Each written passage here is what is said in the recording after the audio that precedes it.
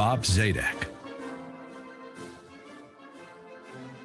Hello, everyone. Welcome to the Bob Zadek Show, the longest-running live libertarian talk radio show on all of radio. The show this Sunday and always the show of ideas, never once the show of attitude. Thank you so much for listening this Sunday morning.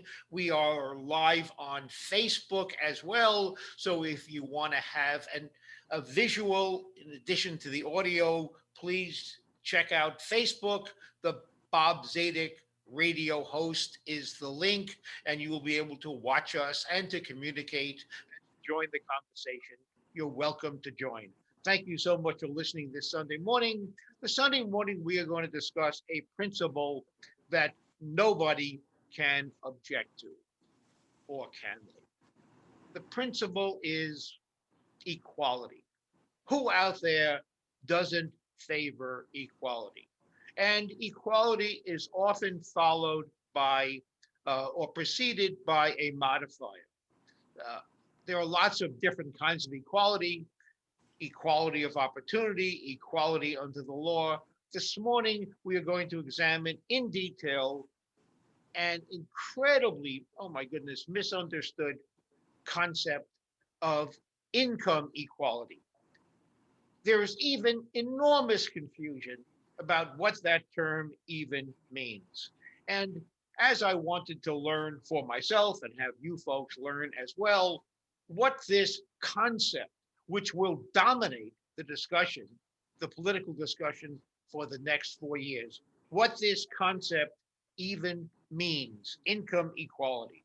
And to help us sort through this, because it is fascinating and it will change probably how you receive and how you process information that you will be reading and hearing in the news, or what passes for the news over the next 4 years. To help us understand this, I'm happy to welcome back to the show Ed Conard. Ed is a best-selling author. He has published 2 books in the top 10 of the New York Times best-selling books. His most recent book, The Upside of Inequality. Is there an upside of inequality? We will learn how good intentions undermine the middle class. Before that, he published Unintended Consequences: Why Everything You've Been Told About the Economy is Wrong. Ed is an adjunct fellow at the American Enterprise Institute and a founding partner at Bain Capital, where he worked very closely with his friend, colleague, and fellow founder, Mitt Romney. You may have heard of him, former presidential candidate, and now United States Senator from Utah. So, Ed, we're going to talk this morning about income inequality. That is a phrase that everybody uses, but often doesn't really understand. So as you use the phrase in your writings and in your hundreds, that's not an exaggeration, of appearances and debates on mainstream and not so mainstream media, tell us, let's start somewhere. Tell us when you use the phrase, what are you referring to? What is income inequality? So I think the straightforward answer to that is how much income one person earns relative to another. But I think you can I'll give you 4 different definitions which are commonly used. One would be market income, what you actually earn out in the marketplace. Forget about taxes, forget about what the government may or may not give to you. Just what does the economy pay somebody? I think the second is after taxes, after government transfers, how much what is your actual income? How much money do you have to spend? And very closely related to that is something called consumption inequality, which we maybe get to here, which is how much do you consume? And we know that somebody like a Bill Gates has a lot of money and a lot of income, and he has a lavish lifestyle, but his lifestyle is very small. He can't consume very much of his money. Most of it is invested. Most of it's given to charity. So I think often when we're talking about the poor, what we care about is how much consumption they have. And so a measure of inequality is consumption inequality, which, by the way, hasn't changed since the 1960s. the top nine, the 90th percentile consumes about 4 times more than the 10th percentile. And the last is wealth inequality, which is what the proponents of redistribution are most likely to point to these days, because it's much more extreme than the other forms of inequality. And the reason for that is you have about 40% of the population which is consuming all of their income, every dollar that comes their way. So of course, they're not going to have any wealth. Their wealth is zero. You've got a very, very large segment of the population which has saved some money for retirement. And we can talk about that because a lot of people stop saving for retirement as the Social Security benefits have increased. And so often we say, oh, look at the wealth inequality, how it's growing, despite the fact that we've put in enormous Social Security and Medicare programs to help people in retirement, which is the very reason why most people are saving. And then you have a very small group of people who have produced some sort of innovation or are extremely skilled, in the case of some lawyers and doctors, who have accumulated or own a business that is, they really haven't accumulated. It's more that they've created a business which is extremely valuable. And, you know, we can discuss, would we want to take that business away? Do we want to take ownership of that business away and give it to other people, which is what wealth redistribution really is about, and taxing wealth is really about. And I think for the most part, we would be giving that to poorer people, presumably. So we're talking about increases of taxes on richer people, giving the money to poorer people. When we do that, what we're really doing is increasing their consumption, because, you know, if you were to give people Bill Gates' stock in Microsoft, they're going to sell that stock and consume the money for the most part. So really, I think the most economists would agree that the right measure is consumption. And what we really are concerned about is increasing the consumption of people at the bottom end of the spectrum. Okay, now income inequality. Those words to me mean somebody earns more than somebody else. Well, Yes. that just evokes the fact that a doctor earns more than perhaps a middle-class worker in a factory or in an office. That's not a headline. That is neither bad nor good. Since we have a market economy to a substantial degree, different things are worth more, and therefore they cost more. So income inequality is not a defect, it's a feature. Of course, some things are more expensive than others. Some athletes make more than office workers. That's not a headline. That's not something to be changed. Nobody would say that's a defect in our system. So when income inequality is just a fact, so when the politicians, when now the Biden administration will be looking at every policy through the lens of income inequality. And income inequality, as you obviously accurately joined in, the discussion of income inequality is linked to the redistribution, which we will talk about, because once you identify that income inequality as being a problem, which it isn't, but once you identify it as a problem, inevitably you jump to, okay, we have a problem. Well, what's the fix? The fix is redistribution, is to simply legislate, therefore declare by fiat that we are going to level the playing field. Just like you're trying to legislate that somebody 6'6" has to be no taller than somebody 5'10". So before we get into income redistribution, there seems to be that in the public conversation, there is a type of income inequality which is bad as opposed to just being a fact. Nobody complains that Tom Hanks makes more than the average physician. Nobody complains about that. That is income inequality. So as you understand it, what I will call bad income inequality which is a defect. What's bad income inequality? What's wrong with an hour of somebody's time being worth more than an hour of somebody else's time? Why is that? So it's a very complicated question, and I always want to give the other side of the argument its due. I think it's always best to debate them at their highest level. So, certainly it's the case that if somebody works harder than somebody else, if somebody takes more risk than somebody else successfully and builds a business, I don't think anybody has any problem with that person earning more money. Bear with me for a second. I think there is an argument that people would say the talents of mankind belong to mankind, not to the lucky recipients. And so what we want to do is harvest the most value we possibly can from mankind's talent, or peoplekind's talent, womankind's talent.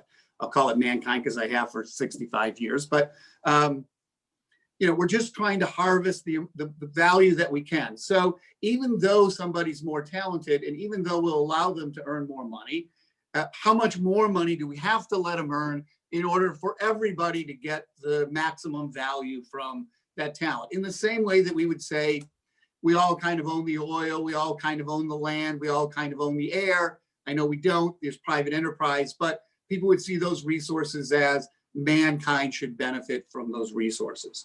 So I think that's one aspect, independent of, hey, somebody's taller and they play basketball better than somebody else. They're going to earn more money because of the market. And the question is, how much of that should they give back to everybody else? I think there's a second component to it, which is if you were stealing the money or getting the money unfairly, and some people would say, even if you're getting the money luckily, now I would say you're taking risk. Some people get lucky when they take risk, some people get unlucky. So I view luck and risk as being something that should be rewarded. There's definitely an argument on the left that says that you're just lucky, therefore you shouldn't get to keep the money. But there are other aspects to that where you'd say, hey, if you stole the money, if you were lucky, if you got it from crony capitalism, then you don't really deserve the money, and we should be able to redistribute the money. I would argue that the conversation would be redirected in the following way. Let's take as a matter, for the sake of argument, that the talents of mankind are owned by mankind and not by the lucky recipients. Then all we care about is how to get the most value out of that talent. And there's always a trade-off between, do we want to tax the person more, or do we want to motivate the person to take more risk, work harder, and really use their talents for the benefit of mankind? And even a liberal economist, I've had many debates with them. I could tell you some great stories, but the most liberal economists will agree that an investor, an innovator, has to put about $5 of value in their pocket. At least, $5 of value in other people's pockets in order to put $1 in their own pocket. So the question is, are you going to try to get that person to create another $5 of value, or are you going to tax the dollar that's in their pocket more heavily? Now, we're already taxing that dollar at the corporate level, 23%. Then we're taxing it at the individual level. If it's a capital gains at 20% plus state taxes in California would be another 10-ish%. So that's 30% on top of the 20, which gets you to 50. And then we're also taxing it 50% when the person dies, okay, because we're with a state tax. The question then would be, how much more can we continue to tax that dollar versus whether or not we're going to get an additional $5?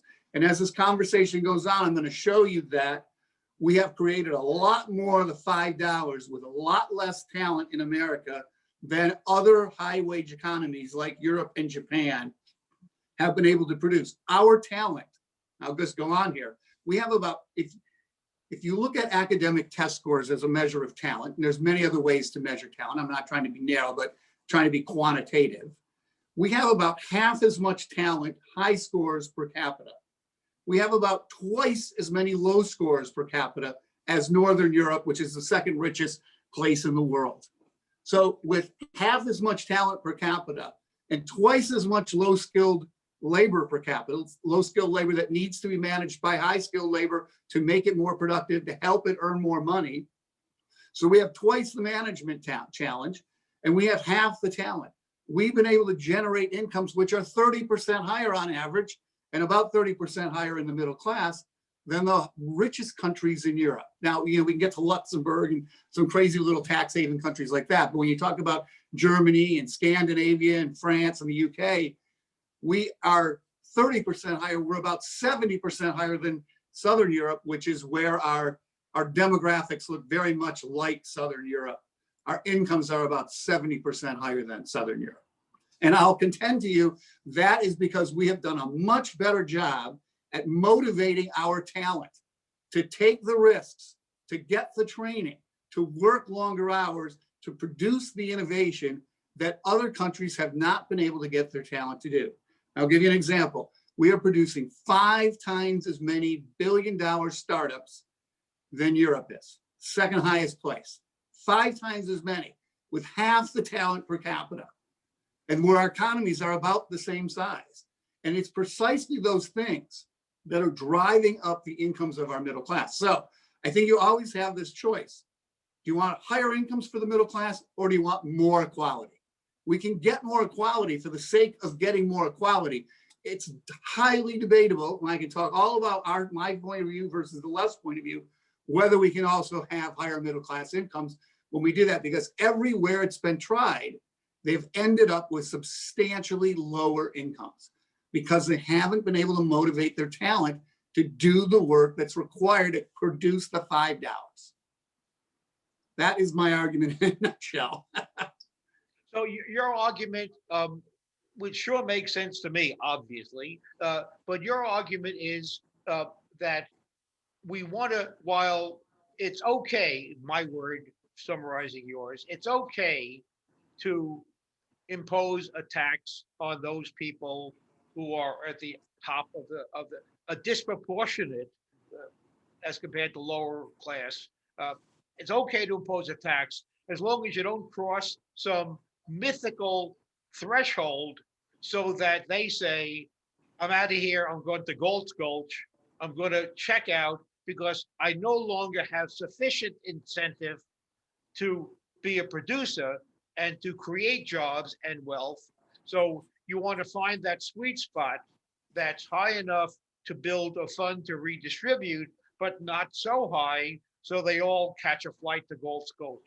Is that a fair summary of your position?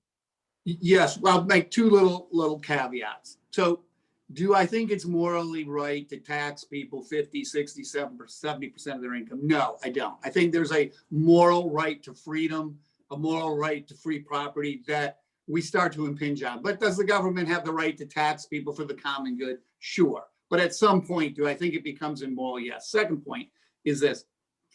Incentives when it comes to taxes and return on investment and payoffs for risk taking happen very gradually over long periods of time. Okay, it's not as though Europe can cut their tax rate and all of a sudden people are going to start inventing Google and Facebook and Intel and Microsoft and Apple and eBay. It takes a long, long time to do that, decades and decades. So what's happened in the United States slowly over a long period of time, people have shifted from being mechanical engineers to being computer programmers. We've gotten more MBAs to mix together with our scientists in order to create the commercialization of innovation. We've gradually taken risks that have produced companies like Google and Facebook and Intel and Microsoft, Apple, eBay, you name it, that can mine the technological frontier. So when our workers, our most skilled workers are going to work in the mines, mining the technological frontier, they are getting exposure to very valuable ideas. And they're saying, hey, I could start a company. And oh, by the way, Google's saying I can invest billions of dollars in that idea. And there's other entrepreneurs saying I could steal that idea and run across the street and get venture capital money and create that, especially if Google decides that it's not their priority. If you're sitting in an internet cafe in Greece, you're not going to get any of those ideas. You're not going to get the training. And the training is not just going to school, but school is important because if you don't, learn how to be a computer programmer at some time, you can't be a computer programmer or an accountant or whatever, a business executive. And so it really, though, is on-the-job training. It's a lifetime of mining the technological frontier, which allows us to be a lot more innovative. So if we now into the Biden administration, we jack up taxes. Is everybody going to quit their job and stop working? Probably not, especially people who are on the verge of solving something big, okay? Think they really have an opportunity. But gradually over time, will our young people continue to say, I'm going to go like Bill Gates and Steve Jobs? We know in the United States, when the Bill Gates and Steve Jobs walked away with hundreds of billions, almost $1 trillion of value, armies and armies of risk takers came in their wake to try to duplicate the success that they had achieved. That didn't happen in Europe. That didn't happen in Japan. Okay. In Europe, people go on vacation. They don't go, I'm going to take the incremental hour and get back to work. I'm going to sit at my computer. I'm going to work till 10 o'clock at night. By God, I'm going to crack that problem and I'm going to be a millionaire. They don't. They say, I'm going to take the month of August off. And part of the reason for that is because it's not just taxes. These things multiply together. So I'd say this, if you have no ideas, the tax rate doesn't matter. You're not going to take a risk if you don't have a good idea. On the other hand, if you have so many good ideas that you can tax everything at 50% and cut your pile of ideas in half, well, that's a wonderful place to be. No, unfortunately, nobody's in that place because we know if we look at what's called total factor productivity, the productivity that's coming from know-how, not the productivity that's coming from capital investment, not the productivity that's coming from educating our workforce, although we've largely saturated our workforce with education at this point. But the amount that's coming from innovation, from know-how, is shrinking over time. We're at about 0.5% a year right now, down from about double that in the 1990s. Okay, so it's not like we have this huge surplus of ideas and we can say, you know what, let's just whack it all by 50% and we're going to continue to grow at 0.5% from innovation every year. We're going to have a significant impact on that. And that's going to directly affect the wages of everybody else in our economy. Now, I can go on, which is if you restrict the supply of low-skilled labor and then you increase the amount of innovation, what's going to happen? You're going to have money, you're going to go spend it, and you're going to drive up the wages of everybody else. On the other hand, if that labor is unrestricted, that supply, because you can get $3-an-hour labor overseas, you can get $3-an-hour labor in Mexico, somebody's willing to come across the border, it's much harder to drive up the wages of low-skilled workers if you've got an unconstrained supply of low-skilled labor. There's an issue that will come back to haunt us on inequality, which is how do we drive up the lowest skilled wages if that's what we want to do. But I give you the outlines of how the economy works in a way that we can drive up everybody's income. I'm troubled, and the problem is mine. I'm troubled intellectually with a concept you just now said, drive up wages. That would suggest that wage rates simply can be manipulated. They can be, government can, in effect, cause people to earn more. I don't understand, being a free marketeer, Ed, I don't understand how that works. You cannot legislate that a car is going to be worth more tomorrow than today. You cannot legislate it. It's a question of what somebody is willing to pay for it. So yeah. You cannot cause wages to go up. Indeed, I don't even think that's a valid goal of government. It's like the valid goal of government is to legislate my house goes up every year in value so I can be richer. Utterly absurd. So wages, if you have any faith at all in a marketplace, as you and I, of course, do, profound faith, wages are worth what they're worth, what somebody is willing to pay for them. And if we're talking about work in the private sector, that wage is worth, an hour of that worker's time is worth only its contribution to the success of the enterprise, nothing more. That cannot be legislated. That is what it is. So tell me about this concept, which I have never understood. This concept, your phrase, driving up wages. Yeah, yes, okay. So I think you can legislate wages. You might not want to, but you do that by restricting the supply, because prices are set by supply and demand, okay? With a caveat that I'm going to get to about how much of it's used when the price is high. But I think what you'd find in today's economy is that the low-skilled worker, let me step back a little bit. If you go back to the 1950s, I think what you're going to find is engineers were designing and marketeers were designing products that were produced by blue-collar workers and consumed by blue-collar workers. And we went through an enormous period where we transitioned from agriculture to manufacturing, where the middle class got a lot richer as a result. And all of our talent was focused on creating products and marketing products that were being produced by blue collar workers, and we were filling factories up with equipment, and all of that was driving up wages relative to where they were on the farm, you know, which a lower level of productivity. By the way, we had a boom in agriculture as well, and that freed up all the employees to make the transition. What do smart people do today?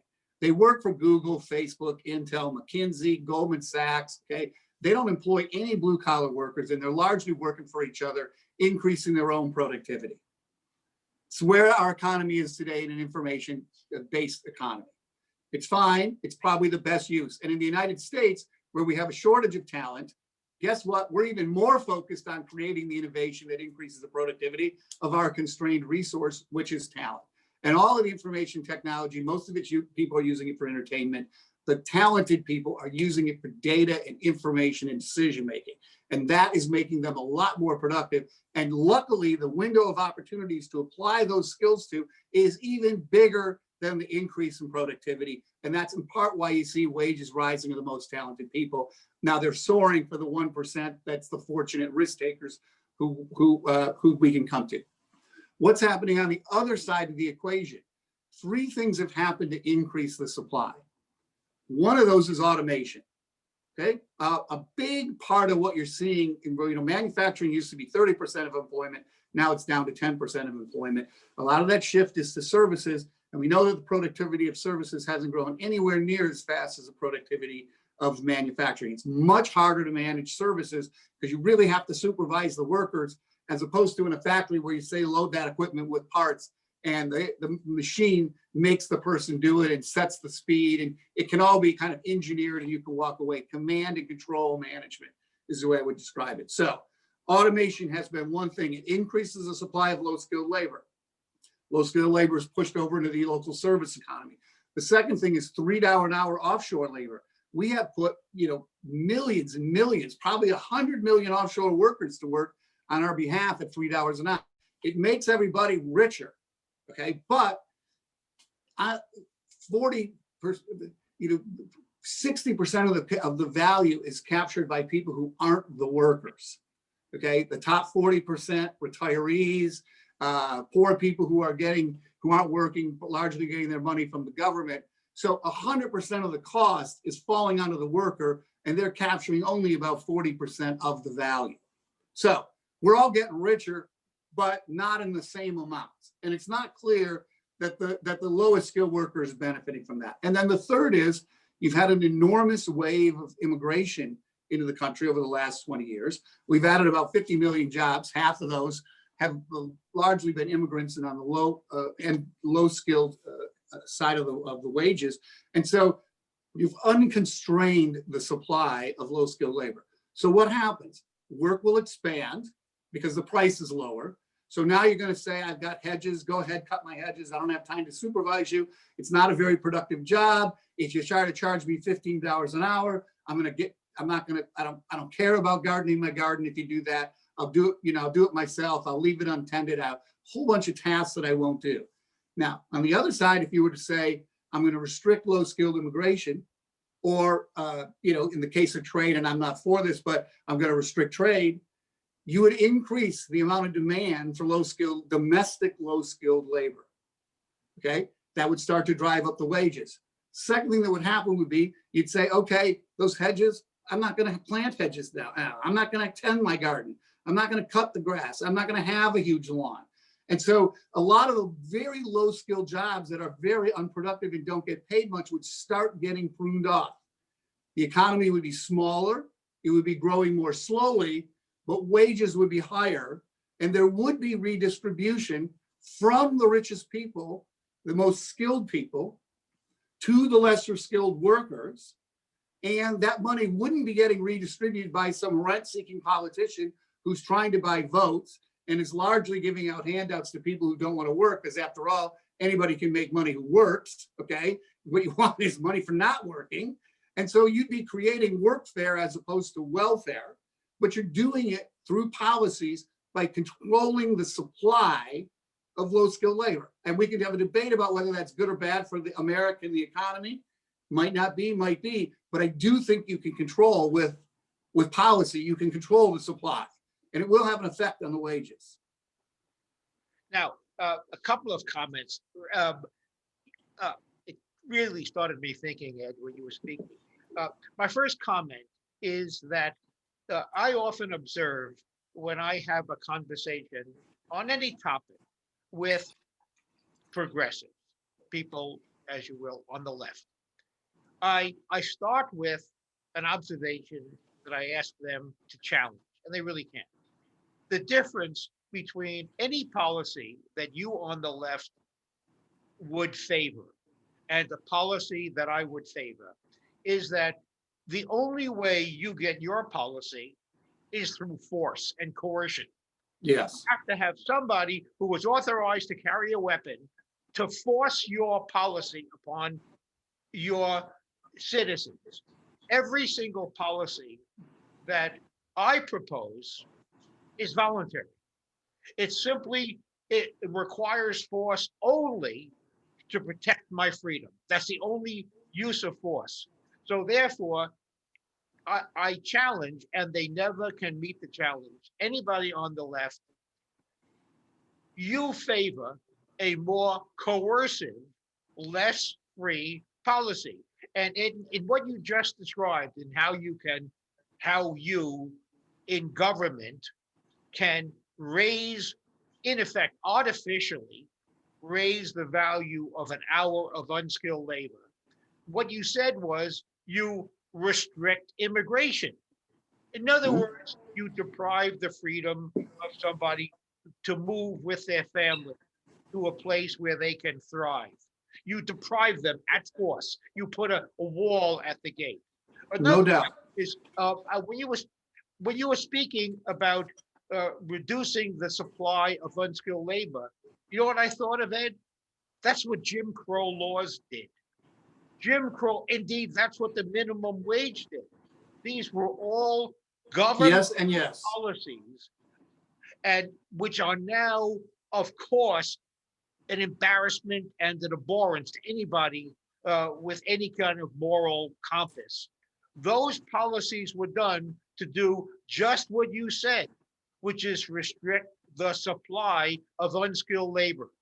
In other words, to prevent somebody from selling an hour of their labor for what they are willing to accept and what somebody else is willing to pay. So you have really explained the mechanics of increasing, bracket artificially, increasing the value of unskilled labor.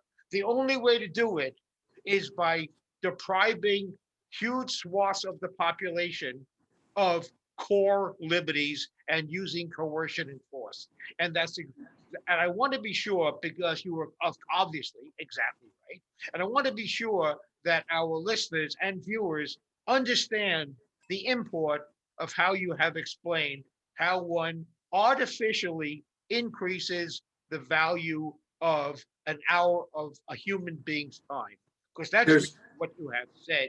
I think there's no doubt what you're saying. Look, I have to think a lot more carefully about it. I'm thinking about it off the top of my head, but in general, I'm saying I agree with you. You want to control the supply of something, you got to do it with guns. Okay, I don't disagree with that. I would make two important points that are related to it. The first of all is it's not clear that we owe the people of the world the same freedom that we owe ourselves. Maybe we do. I think a strong argument could be made that we do. Okay.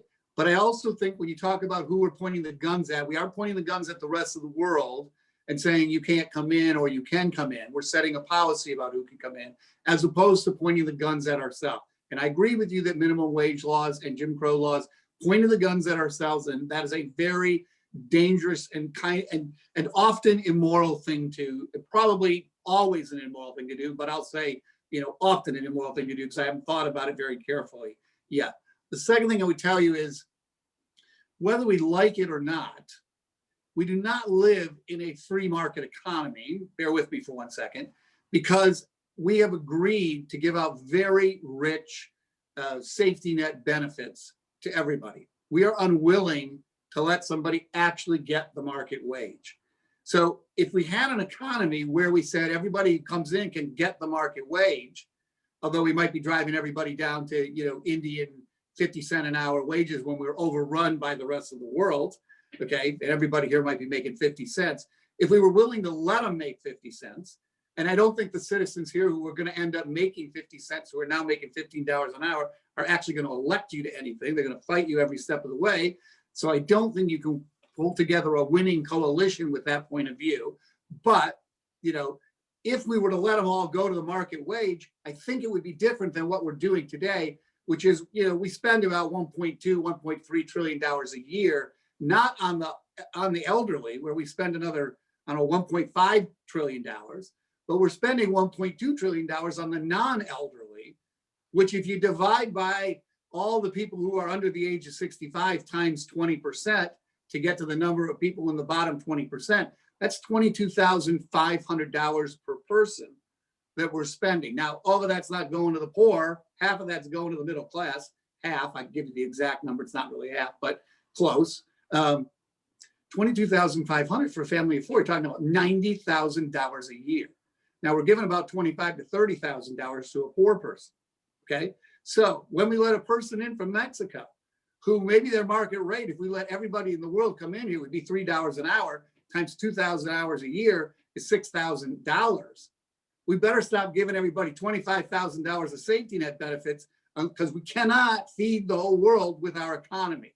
So when you set that policy in place, it's going to have cascading repercussions for other things that you can or can't allow. And so I would have said myself, my view is the following, which is, do I think we need immigration? Heck yes. But the world today administers tests to everybody in the world. We know that what we have is a constrained supply of talent and an unconstrained supply of low-skilled labor. So what would I do? I would go get all the talented people in the world and bring them here. And I would restrict the amount of low-skilled I would be allowing into the country. And I'd be driving up all the wages of the low-skilled workers. And I'd keep getting another high-skilled, super high-skilled worker from the rest of the world and bring him here, driving up the wage. And what's happening today? Okay, it's not like Google sits around and says, oh, geez, we've run out of talented people. I guess we'll stop growing our business. They go, no, I want to build a skyscraper in Romania. And I'm going to start hiring people in Romania. And then the bus driver, the teacher, the waitress, the doctor, all end up in Romania. As opposed to, we'll let all that demand come here and drive up the wages of everybody. Will it redistribute money? Yes, it would redistribute money. Would it slow down growth? Yes, it would slow down growth. Would it make the people, our middle class, a lot richer? It would make our middle class a lot richer, and they'd stop voting for socialism and they'd start voting for capitalism. But when we all go to work for ourselves and none of us hire any low-skilled guys and we leave them all to fend for themselves at a time when automation is chewing up their jobs and the world is full of $3 an hour labor that's willing to move to us, and we're willing to let the southern border open to let even more low-skilled workers come in, what do you think people are going to do? They're not going to be happy with us, okay? And it is a policy. It is a policy that we can control. Now, what the Democrats do is they go, I'm going to soothe my guilt. I'm just going to throw money at it. You don't have to work to get the money.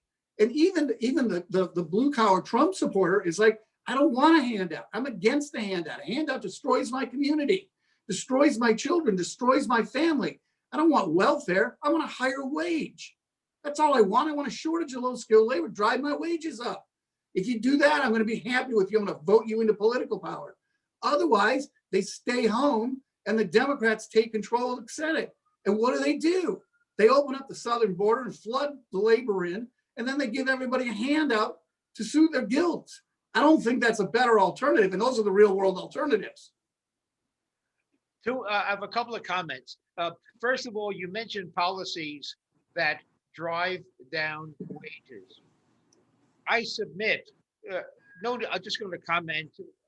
I don't want to get off track, but a comment, if you will, Ed. I don't agree with you that policies drive down wages. What they do is they allow wages to reach their natural level.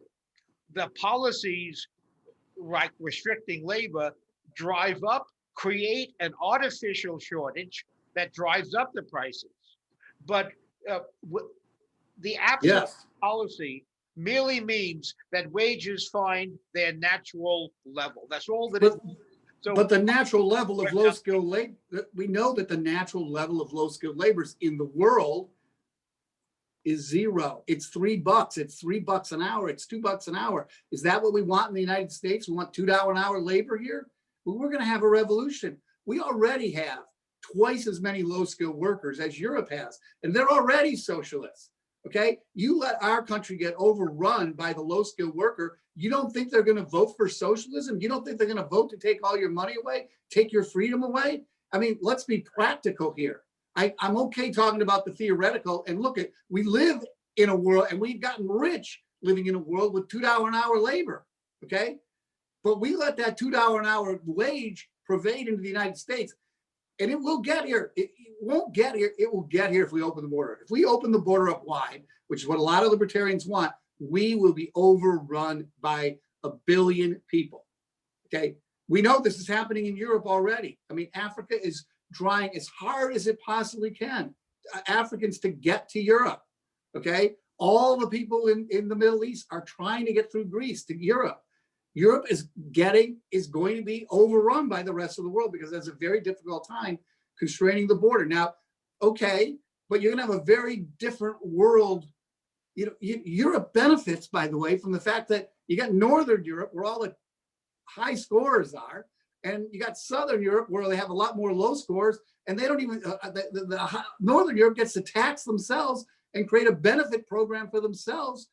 They don't have to create a benefit program for Southern Europe. Combine it all, Germany is going to be a lot less rich than it is when it has to start providing benefits for all of Southern Europe. And you open up those borders, and you're going to basically say these countries are going to have to provide welfare benefits for the whole world. It doesn't work. It won't work. It'll blow our country apart. Two comments. We both can cite Milton Friedman in support of our positions. Milton Friedman acknowledged that a welfare state, which is what we have, is incompatible with open borders. And he said his first choice was scale back the welfare state. Impossible, politically impossible. Yep. But he would agree with both of us. So of course, you cannot have a welfare state and open borders. But the argument is not automatically open the borders. The argument is limit welfare benefits, tie it in with residency. That's another show. Immigration policy is a whole other show. But on the issue, also, you made a very interesting point, I thought, fascinating point. Earlier in the show, we talked about how high should taxes be on the innovators, on the risk takers, the entrepreneurs. And you cautioned us, don't have the tax too high because they will have a disincentive to create jobs, create wealth, and innovate. Of course, that's correct. So you said the task is to find the sweet spot, high enough to fund the welfare state, but not so high to discourage innovation. It's finding the sweet spot. But there's also the same issue on welfare, and that is the issue of income redistribution. Now, you said we have a moral obligation to redistribute wealth, to take from the have, to give to the have-not. You specifically identified that as a moral obligation. And I said it's the strongest argument for the other side. I said it's the strongest argument for the progressive side. But yes, okay. I think we have some obligation, sure. Well, and I say a moral obligation is personal, and you cannot have one person enforcing, once again, with force and guns, their view, their morality, not integrity, not respect of other people's rights, but their moral compasses are personal. And income redistribution is enforcing one worldview on morality on another. That's offensive to me. However, you also referred to, correctly, I embrace it, the practicality. If you don't do some form of income redistribution, you will create unrest. there will be lots of unhappiness. And to me, income redistribution is simply done to keep everybody calm. It's finding the sweet spot. How much can you how much you have to redistribute wealth to keep people calm while still not discouraging the market that you speak about so fondly as I do. And so once again, it's that balancing act, and different government, different parties and different politicians will find a different spot. But there are two very important balancing acts that government can get wrong and can err on one way or the other way. If they err one way, civic unrest; they err the other way, economy tanks. And So, that's what you seem to be talking about in the big picture. so I'd say, so two thoughts. First of all, are we just trying to keep everybody calm? Yes, I think we're trying to keep everybody calm, but I would also say this. Look, in large part, the Democratic Party, its reason for being is to buy votes with other people's money. And it has been very successful at accomplishing its objectives, okay? We are spending about $22,500 per person on everybody in the bottom 20%, even though the money isn't going there. Why? Because since 2000, we have increased the amount of money going to the middle class to about $10,000 or $11,000 per family of four. So they are very successful, not in keeping everybody calm, but in buying their way to power. And so we free marketeers and we libertarians, I'm more of a free marketeer than I am a libertarian, but I think we're both sympathetic with each other. Okay. It's not just keeping people calm, even though that might be optimal.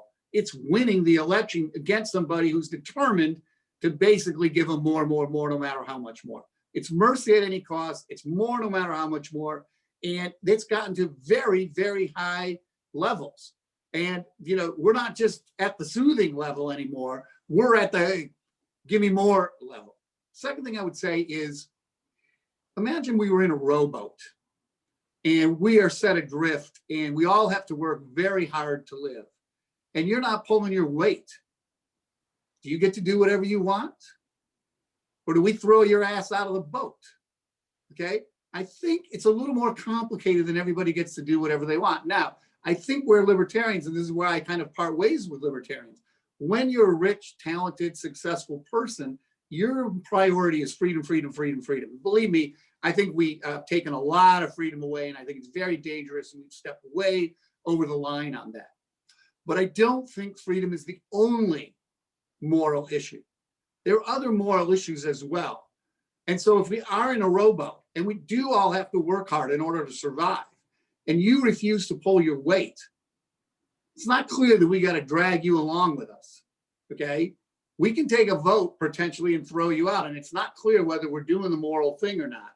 So it's a little more complicated, and I give you other circumstances where I think other factors come into play besides simply freedom, despite the fact that I would agree strongly with you that we've stepped way over the line on what freedom we will or won't allow, because we don't have to take it anywhere near as far as we've taken it in terms of taxation.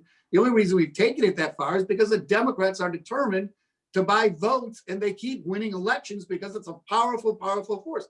I mean, Winston Churchill said, democracy is the worst form of government except for all the others. And this is precisely the reason why, because the majority, they're tyranny of the majority on the minority, and the investors are in a huge minority. And there's always going to be a majority of consumers that say, let's go take their money and consume it. And we're going to have less investment, less growth, less prosperity.